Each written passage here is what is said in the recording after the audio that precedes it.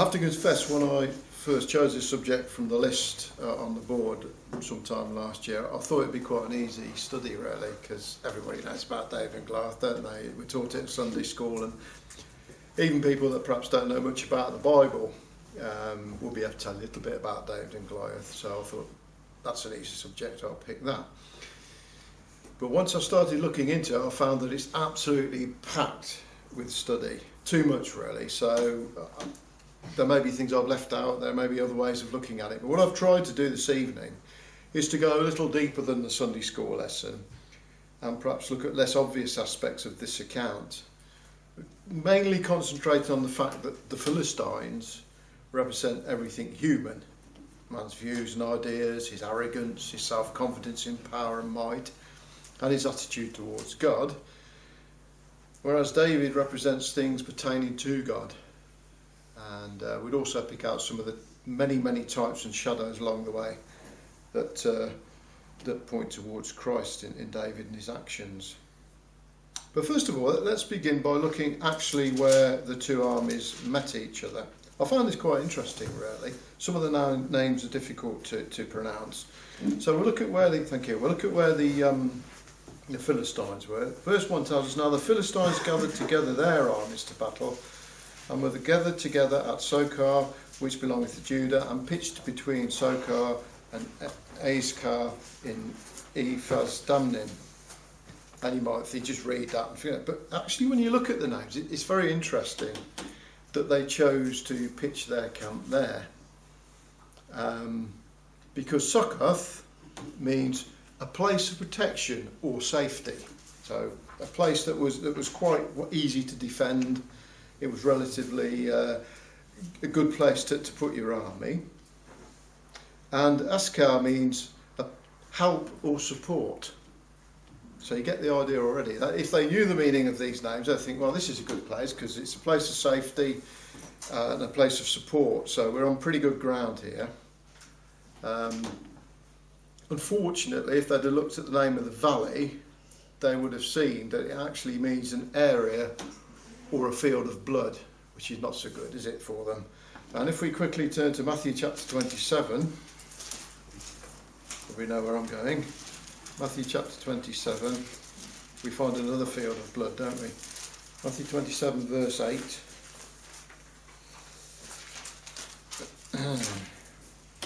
This is, we're going to verse 3. Then Judas, which betrayed Jesus, when he saw that he was condemned, repented himself and brought again the 30 pieces of silver to the chief priests and elders, saying, I have sinned in that I have betrayed the innocent blood. Then they said, what is that to us? See thou to that. And he cast down the pieces of silver in the temple and departed and went and hanged himself. And the chief priest took the silver pieces and said, it is not lawful for us to put them into the treasury, because it is the price of blood. And they took counsel and brought with them the potter's field to bury strangers. Wherefore that field was called the field of blood unto this day. So it's a similar thing, isn't it? There's maybe an association with that valley, something to do with blood in the history. We don't know, but it wasn't a good place to be. So although initially they picked a good place, the actual place where the battle would happen was not such a good place. And Israel pitched at Elah, which means place of the oak or a place of strength. And you know, we could say they pitched under the strength of God. So this valley then was going to be a place of decision, wasn't it? There was going to be an outcome to this battle. And the Philistines were convinced they would win. Israel was not so sure what the outcome would be. Joel chapter 3 verse 12 to 14 talks about another valley of decision. It says, let the heathen be wakened and come up to the valley of Jehoshaphat, for there will I sit to judge all the heathen round about. Put in the sickle, for the harvest is ripe. Come, get ye down, for the press is full, the vats overflow, for their wickedness is great. Multitude, multitude in the valley of decision, for the day of the Lord is near in the valley of decision. And that's what happened to the Philistines in the end. The sickle was put in, and they were sheaved like wheat, weren't they? So it was very much a valley of decision. It's also very appropriate, actually, that this year the world is concentrating on the centenary of the anniversary of the First World War. And most people, when they think of the First World War, tend to concentrate on the Western Front, don't they?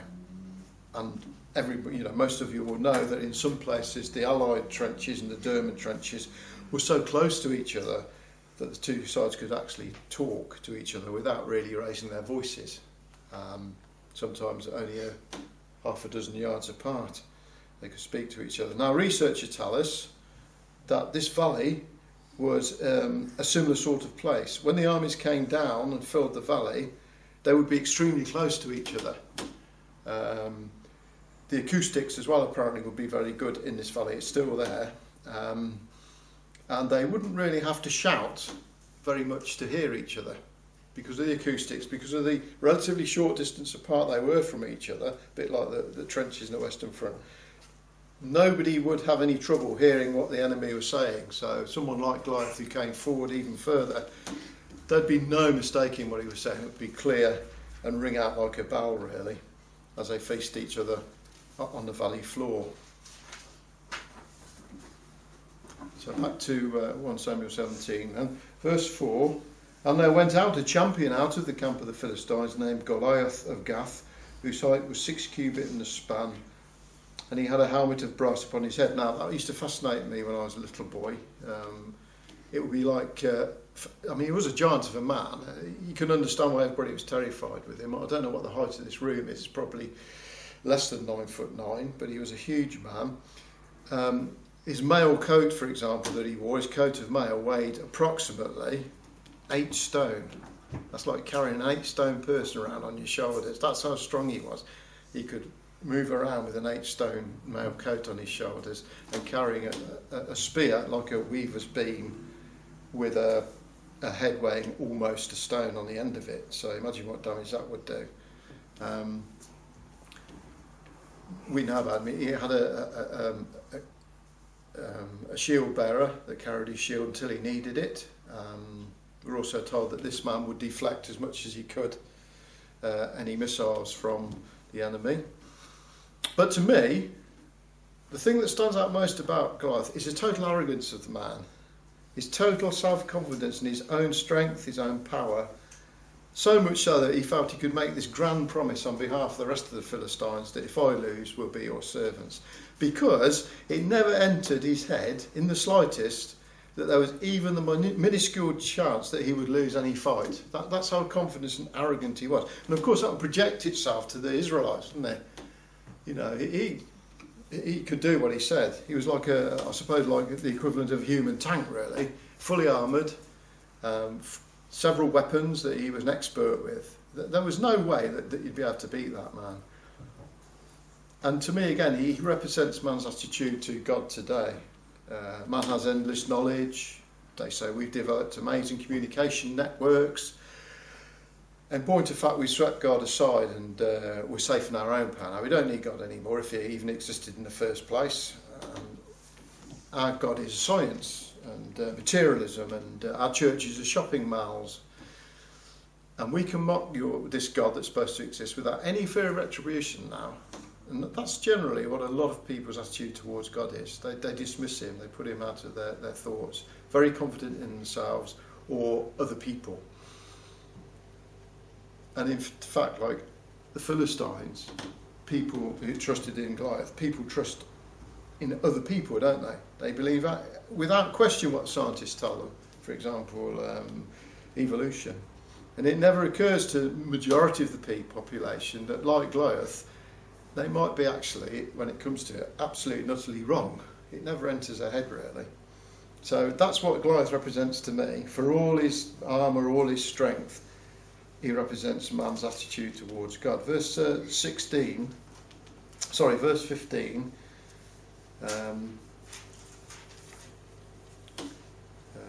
says, "But David went and returned from Saul to feed his father's sheep at Bethlehem." And here's a type of Jesus here. What was Jesus' ministry, wasn't it? It was to go and feed the sheep of his father. So that's what David was doing. He was a type and a shadow of Jesus in this sense, that he was a shepherd for his father. He looked after his father's sheep. We'll come back to that in a moment. He was feeding his father's sheep. He was caring for his father's sheep. And that was his ministry at that time, just like Jesus. And in verse 16, the Philistine drew near morning and evening and presented himself 40 days. And that jumped out at me. It's interesting, it's 40 days. Jesus was in the wilderness, wasn't he? Being taunted by the devil for 40 days. Here's Israel being taunted by the devil, if you like, by Goliath, for 40 days. It can't be just a coincidence, can it, brothers and sisters? There's some meaning behind that, the 40 days. Very, very similar. So here we have the situation then that Israel are afraid of Goliath. Goliath goes out, taunts them, defies God, and nobody does anything about it. The person that should have done something, of course, was Saul, because he was a man for the job. He was,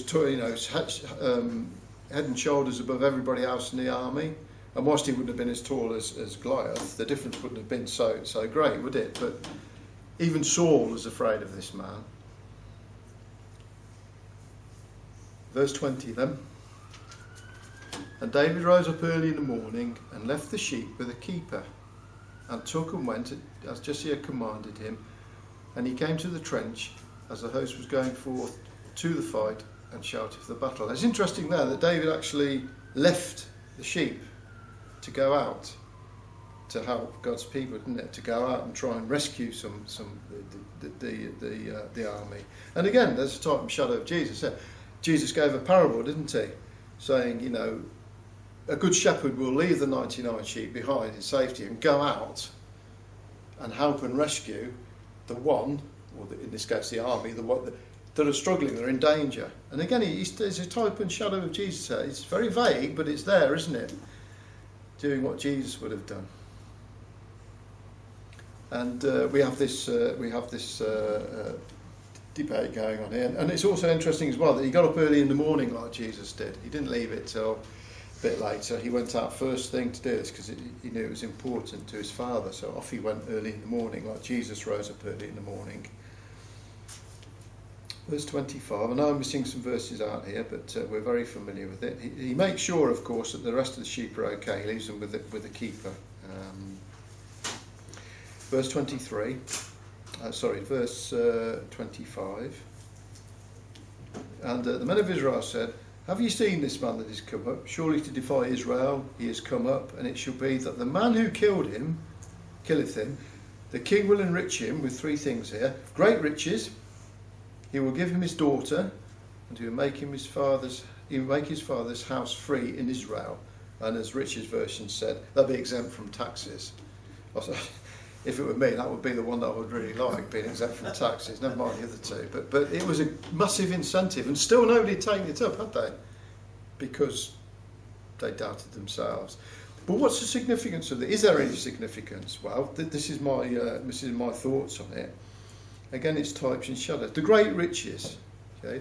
Great riches in the Bible could be the kingdom of God, couldn't it? The kingdom when it comes. Because we're told to seek ye first the kingdom of God. That's the first thing we should be looking for, and it's first in the list. It's a great riches to have, isn't it? Be part of the kingdom. So maybe it could be a type of the kingdom. The daughter, bride of Christ, perhaps, and taxes. Okay, taxes are we're all in bondage of taxes, aren't they? Taxes maybe could represent the bondage of sin, because the wages of sin is death. So it could be something along the lines of that, something rather than just what's on the page there. The kingdom, bride of Christ, and freedom from sin and death. And Jesus, of course, met all those. He defeated death, didn't he, on the cross? And he has or will soon have all three of those rewards. So again, in the background, there's types and shadows all through it. There were too many for me to look at in one evening, really. But they phase in and out, these types and shadows of Christ in David's actions in this account. There's just a few of them I'm picking out, really. Now, verse 28, unfortunately, things turn a little bit sour. And Eliab, his elder brother, heard when David spake unto the men, and his anger was kindled against David, and said, why comest thou down hither? And with whom hast thou left the few sheep in the wilderness? So he's inferring now that David had just let them wander off. Of course he hadn't. I know thy pride and thy naughtiness of thine heart. I love that expression, naughtiness of thine heart. For thou art come down that thou mightest see the battle. You're here just to gawp. You know, got this morbid thing about battles. And David's quite upset about that. He says, you know, I can't do anything right for you, can I? Whatever I say or do, I'm wrong. And again, we have here type and shadow. This is nothing new, is it? If we go right back to Genesis 37, we've come across this before. Genesis 37.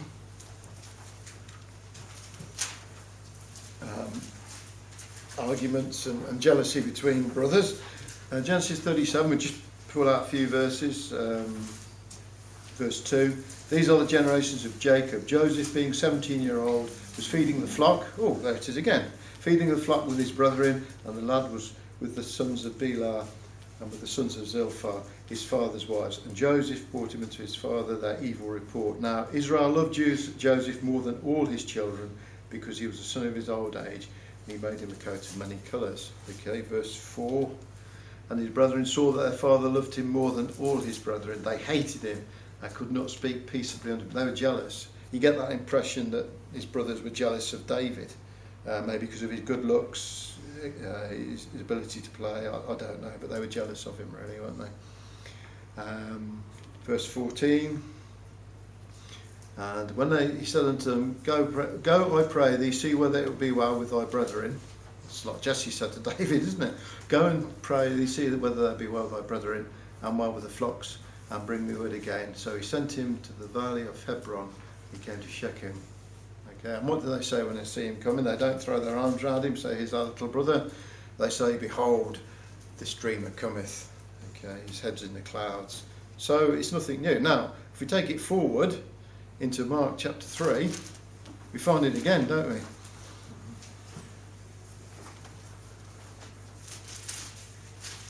Oops, Mark chapter 3.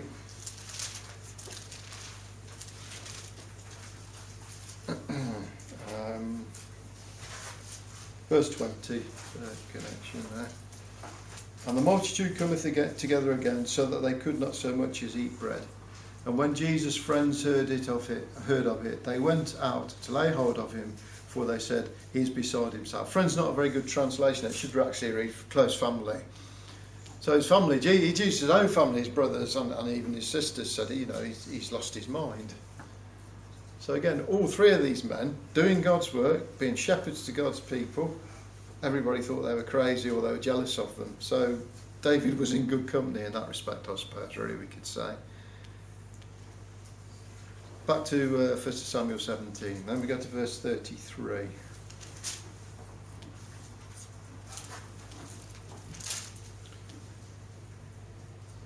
Verse 32, and David said to Saul, let no man's heart fail because of Goliath. Thy servant will go and fight with this Philistine. And Saul said to David, thou art not able to go out against the Philistine to fight with him, for thou art but a youth, and he is a man of war from his youth. So Saul's attitude really was more like the Philistines than a man of God, because he looked at David and he said, you've got no chance, sunshine. You know, you're just a youth. You're not trained. You're not a warrior. Now, we hit a bit of a problem here, which we'll look at in more detail later, because why didn't Saul recognise David? Okay, if you go back to chapter 16, it tells you about when David goes and plays the harp for Saul, and he stays with him for a certain quite an amount of time, really, playing and soothing him. And it says that Saul liked David an awful lot. He got very fond of him. But the verse we're going to look at just now is in verse 18. Verse 17. And Saul said unto his servants, provide me now a man that can play well, and bring him to me. Then answered one of the servants, and said, behold, I have seen the son of Jesse, the Bethlehemite. So he tells him who his father is.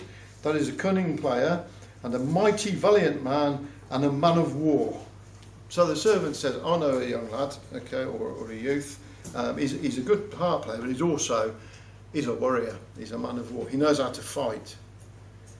And Saul seems to have forgotten that. He doesn't seem to recognise David, and he says, you're not a warrior. Well, he was told plainly to his face that here is a man who's a warrior. So we'll come back to that in a minute. It's a bit of a problem, that, if you can make too much of it. But it's strange, isn't it? So back to chapter 17 and verse 34.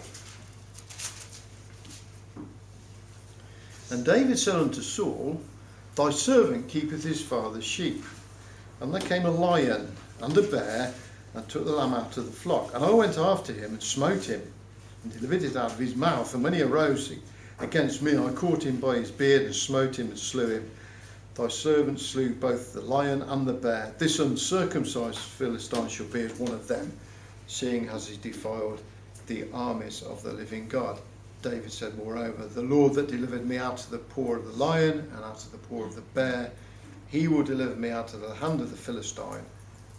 And Saul says, go in peace. So why did David go at such lengths to tell him about the bear and the lion? Okay, and he says, I'll defeat this Philistine as well. In a little while we'll look at what actually Goliath, God considered Goliath to be. But there is some significance in the examples of a bear and a lion here. If we go to 1 Peter chapter 5, nothing is put in Scripture just for no reason, is it? There's always a reason why something is said. So 1 Peter chapter 5, and just look at a couple of verses. Verse 8, be sober, be vigilant, because your adversary, the devil, as a roaring lion, walketh about, seeking whom he may devour, whom resist steadfast in the faith, knowing that the same afflictions are accomplished in your brethren that are in the world. So the lion here represents your adversary. Okay, those are against you. Go to 1 Timothy chapter 4, verse 17.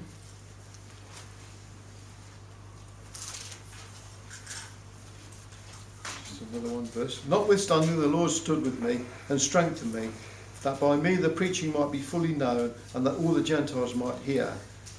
And I was delivered out of the mouth of the lion. Okay, that's Paul writing there, saying, God took me out of the mouth of the lion. He took me out of the mouth of my adversary. My adversary had me in its grip near death, but God took me out, like David rescued his lamb. So the lion then represents the animal that circles its prey. It's always circling, looking for an opportunity to strike and bring you down. That's how lions work. They often work in packs as well, don't they? You know, that they wear their prey down. They run it into the ground, then they attack. Well, that's like people in the world, isn't it? They'll wear you down, that circle, looking for an opportunity. And David had not only killed lions like that, but no doubt he'd come up against people that had tried to trap him in the things of God as well. And a bear will often lie in wait, in cover. It'll hide, and then suddenly it'll roar out and catch you unaware. It's the same thing, it'll spring out on you. There are people like that, aren't there? Your adversary could be like that. He'll bide his time, he'll hide. He might seem awfully nice or be kind, but then bang, like a bear, he'll strike you down. And bears usually hit you and knock you to the ground. They don't drag you down, they hit you. They strike you down. So there's some significance there, isn't there? That David's not only saying, I've killed these creatures, but I've dealt with people like that as well, and he would have done, wouldn't he? So let's go back to 1 Samuel then, 17, and verse 38. And we're very familiar with this, aren't we? And Saul armed David with his armour, and he put a helmet of brass upon his head, and he armed him with a coat of mail. And David girded his sword upon his armour, and he essayed to go, for it had not proved it. And David said unto Saul, I cannot go with these, for I have not proved them. And David put them off him. Now, what we tend to, in most pictures of David and Goliath, in books or wherever you look, David's normally portrayed as quite a slim youth, isn't he? Quite young, not excessively tall, and Goliath is as Goliath is. That's not right, is it, if you read that verse? Because David was tall enough and strong enough to wear Saul's armour. And we know Saul was at least over 6 foot tall, so David must have been approximately 6 foot or maybe more tall. So he wasn't a skinny stripling of a lad, he was a big, strong man. That's a point we need to remember. He wouldn't have looked much different from Saul, I don't think, in build and size, because he could carry the weight of the armour. But of course it just constricted him, didn't it? He's not used to it. It would have hampered him. He was used to moving freely, moving fast, light on his feet, able to dodge, able to run, always on the go. That's how he fought. So he put the armour off, and that must have caused some consternation for Saul and Israel. What's he doing?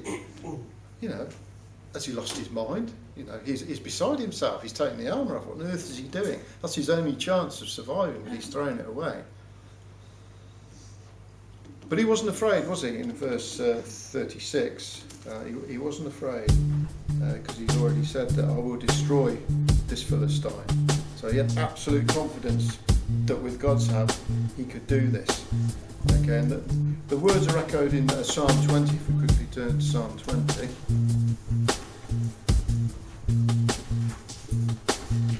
And verses 7 to 9. So here he is, he's getting ready for the battle now. Psalm 20, verses 7 to 9. Because he wasn't like Goliath, was he?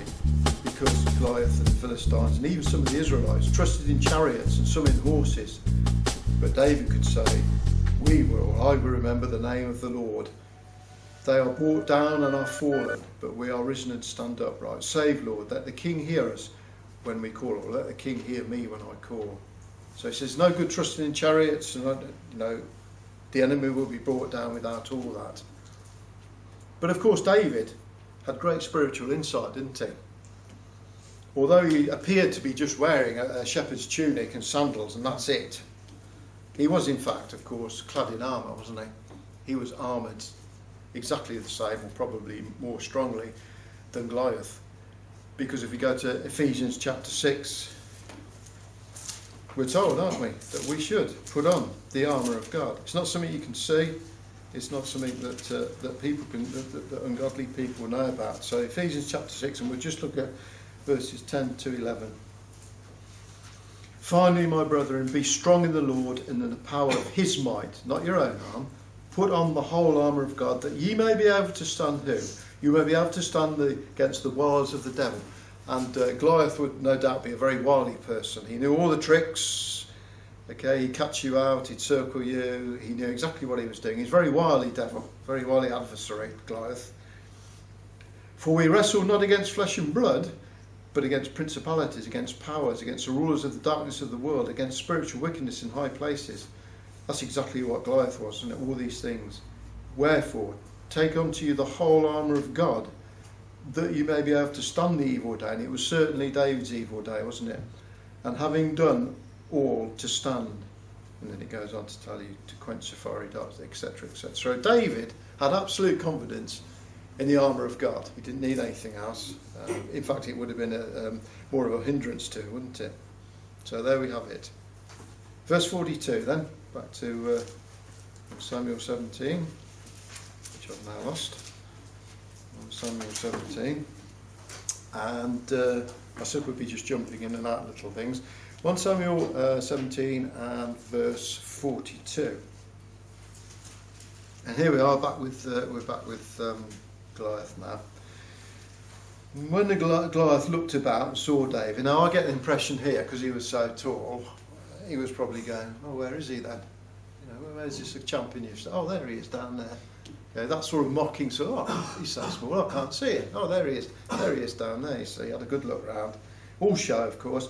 And he saw David, he disdained him for his but a youth and ruddy, and exactly what Saul said, wasn't it, really? Now, this must have taken him back a bit, because he got a bit cross then, because he thought they were mocking him. And he said to David, am I a dog that thou comest to me with staves? You know, is that what you think of me? You know, he's probably a bit upset that David wasn't appearing scared of him as well, I would imagine. Expected David to be sort of looking really frightened, but of course David wouldn't.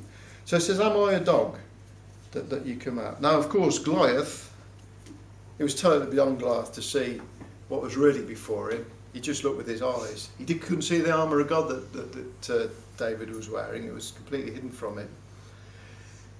It'd be interesting to see if his eyes were opened and he could see what David was actually wearing. I think he's lost some of his arrogance. And if his eyes were open and he saw David wearing the armour of God, a lot of his arrogance and confidence would have gone, I think. Same with most worldly people, isn't it? They've got limited sight. They cannot or will not see the things of God. All he saw was a simple shepherd boy armed with basic weapons. And we're told this, aren't we, in 1 Corinthians? Shouldn't be surprised at his attitude, really. 1 Corinthians chapter 1 and verses 27 to 29. But God hath chosen the foolish things of the world, or the simple things of the world, to confound the wise. And God hath chosen the weak things of the world, and doubtless Saul thought, look at that puny little chap there, you know, weak thing of the world, to confound the things which are mighty, and base things of the world, and things which are despised. It actually says that Goliath despised David, doesn't it? Hath God chosen, yea, and things which are not, to bring to naught things that are, that no flesh should glory in his presence. So that's the world's attitude, same as Goliath's, isn't it? And, it's too simple, it's too easy, this is, I can't see anything. So he had a worldly attitude. And he also jeers at him, doesn't he? He asks him a question, you know, do you think I'm a dog that you come at me with sticks? And the simple answer to this, when I've looked into it, is yes, you are a dog, Goliath. That's exactly what you are. Because Goliath is described with amazing accuracy in several places in Scripture. Let's go and have a look. Exodus chapter 11. Bear in mind what Goliath had been doing for 40 days. Exodus chapter 11. 40 days and 40 nights been coming down, insulting, jeering at God, shouting, strutting about. Exodus chapter 11 and just look at verse 7. But against any of the children of Israel shall not a dog move his tongue against man or beast, that ye may know how that the Lord doth put a difference between the Egyptians and Israel. So God says, I won't allow a dog to speak against Israel. What was Goliath doing? He's a dog speaking against Israel. Okay, he's barking out, wasn't he, like a dog does. And in God's ears it was just bah, bah, bah, bah, bah, like that. Okay, Psalm 59. Another example.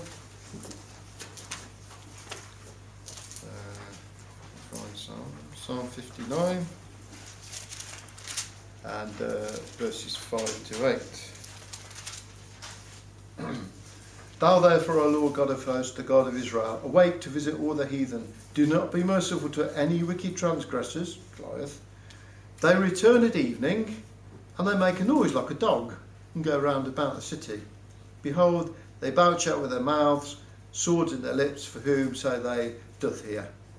But thou, O Lord, shalt laugh at them. Thou shalt have all the heathen vision. That's exactly what Goliath did. He marched about, he barked. What did he say? He says, who's here? Your God won't hear.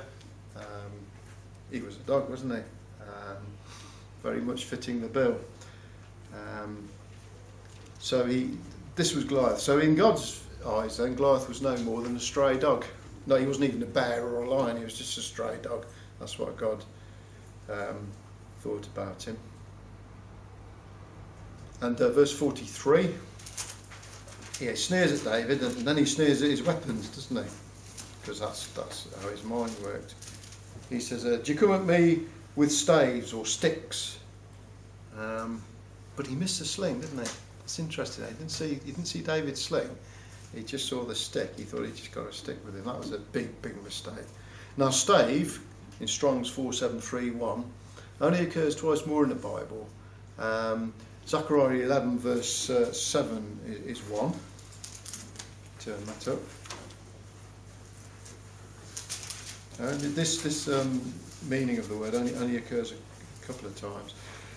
Zechariah 11 verse 7. And I will feed the flock of slaughter, even you, O poor of the flock. And I took unto me 2 staves, the same word, the one I called beauty, and the other I called bands, and I fed the flock. And the word here means a branch or a stem from out of which things would bud, things would grow, something would develop. It's interesting, right, isn't it? Because where does your mind go to? Aaron's rod, Isaiah 11. And that's what it means. He carried a staff, and the meaning of that, the staff that he carried, was it would bud, something would come out of it. And where did Jesus come? Out of the rod and staff. Jesse, didn't he? That's very interesting, I think that is. And Psalm 23 verse 4, just to see how position David was in. Psalm 23 verse 4. Yea, though I walk through the valley of the shadow of death, I will fear no evil, for thou art with me, thy rod and thy staff, they comfort me. Okay, so David could say, I'm actually, literally, virtually, I am going into the valley of the shadow of death. Because what did Goliath represent? He represented death, didn't he? Almost certain death. So David could say, although I'm going to this valley of the shadow of death, and it could be, I doubt he got that close, though. You know, Goliath's shadow may have come over him. He said, I've got your staff with me, so I'm not afraid. Now, David sling them, a very, very deadly weapon, this. I don't know, any of you were here when Brother Peter Hill talked about it. He told us that it could go 80 miles an hour, the missile, over 200 to 400 metres. That's amazing, man. It's like a rifle, isn't it? 80 miles an hour, okay. Judges chapter 20, verse 16. I'll read that for you if you like. Judges 20 verse 16 tells us a bit about these weapons. And behold, the children of Benjamin, we know this, were numbered at that time out of the cities 26,000 men that drew sword, blah blah blah. Among them, all these people, there were 700 chosen left-handed men. Everyone could sling stones at an hair's breadth and not miss. I love that. They're good to fly on the wall, if you like, with these stones, going at 80 miles an hour. And they're still used today. Again, absolutely amazing. I was looking through the paper at Jen's cousin's house the other day, and there was a bit about rioters in Kiev fighting fighting in the streets and against armed soldiers. You won't be able to see this, but it actually a picture. It says slingshot. A rioter hurls stones at the police, and he's using exactly the sling that David would have used. There you can have a look at it afterwards. And they didn't throw them overhand, they whipped them up and then threw them up into the air to gather speed. Okay, if you'd done it overhand, you start to lose speed. They threw them under, they wound it up, released it, and it would go up, building speed as it went up. Now, it says that David picked up 5 stones. We're not going to go into the reasons he picked up 5 stones. That's been worked to death, really. 5 brothers. I think it's probably so he didn't have to fiddle around trying to find one little stone in the bottom of his bag, but there we are. He wouldn't have had time to do that. He needed to move fast. He was running as well, wasn't he, towards Goliath. So it says stones, pebbles. It wasn't like that at all. I looked this up, quite a bit of research on this. This missile would have been going 80 miles an hour. It could hit you at 400 metres, which is quite scary, really. Very accurate. I'm told these missiles actually ranged in size from this to this. So you imagine being hit by a stone cricket ball going 80 miles an hour. That'll damage, okay, if used properly. So the stone that hit Goliath would be somewhere about that size. Not a tiddly little pebble out there, something like that, going 80 miles an hour. Now, the Philistine soldiers wore helmets that had a band across the forehead and down the temples, exactly to try and counter that, very much like a Roman soldier. I've seen a video that actually says, could David, they tested the theory, could David bring down Goliath with a stone, heavily armoured like that? And they showed what happened when a stone the size of an egg hit. I can't remember how thick the metal was, but it it didn't actually go through, but it punctured it right into somebody's head. So it would have certainly fractured his skull. He aimed for the temple, David, and brought him down. So it's absolutely possible. There's no doubt about it. Even if he was armoured, it would have penetrated that and brought him down. Devastating. But again, we shouldn't really be surprised at this, would we? Because there's types and shadows in the Bible, aren't there? We're told that, let's go to Genesis 3. If Goliath represents evil and man and death, Genesis 3 verse 15 tells us that, doesn't it? This will be the outcome. Genesis 3 verse 15.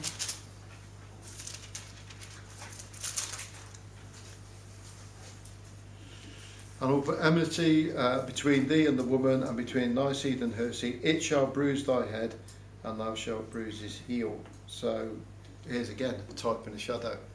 It did more than bruise Goliath's head, didn't it? It fractured his skull, caused huge concussion, and made him crash down to the floor. I wonder where his shield bearer had gone by while this was going on, by the way. It doesn't say, does it? Probably legged it by then. So there we have it. And of course, if we cast our minds to Daniel's image, what was it that brought that image down? It was a stone, wasn't it? A simple stone that hit it at speed and brought it down. So we shouldn't be surprised that David was able to do that at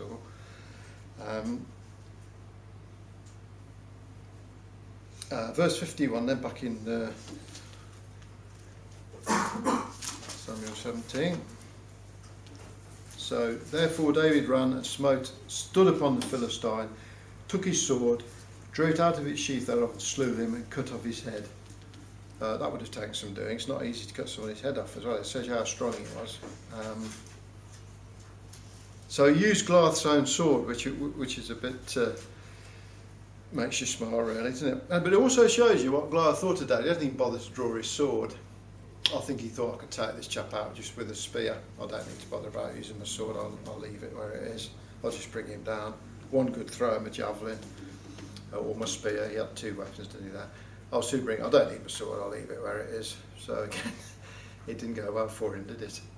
But here we see, of course, that God's power, his heel, David's heel, was down on Goliath, as we saw in Genesis 3. So again, types and shadows. And surprise, surprise, did the Philistines keep their promise? Of course they didn't. As soon as they saw that Goliath had gone, they were off. They weren't going to stand around and see. It must have been a huge shock for them, though, mustn't it? And for Israel as well, I suppose. But more for the Philistines. They broke their oath and fled. And again, don't put your trust in princes and the sons of man. They'll break their promises to you, just like the Philistines did. Now, we mentioned earlier that there is a problem in this chapter, and we'll look at the last few verses, verse 55. And when Saul saw David go forth against the Philistine, he said to Abner, the commander of his army, "Whose son is this youth?" And Abner said, "As thy soul liveth, I cannot tell." And the king said, "Inquire whose son the stripling is." And as David returned from the slaughter of the Philistines, Abner took him and brought him before Saul, and the head of the Philistine in his hand.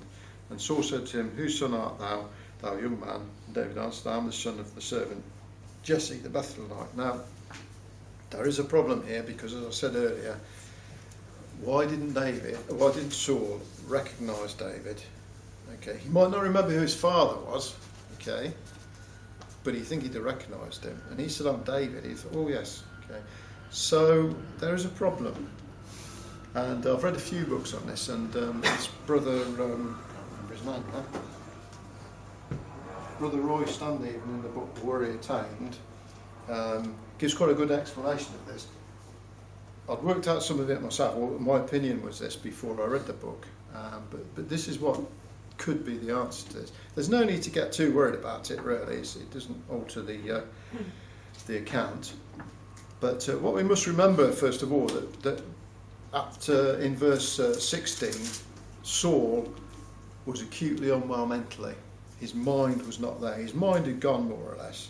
Okay, he flitted from being calm, quiet, to absolute in a rage, with no control, no insight, not knowing where he was.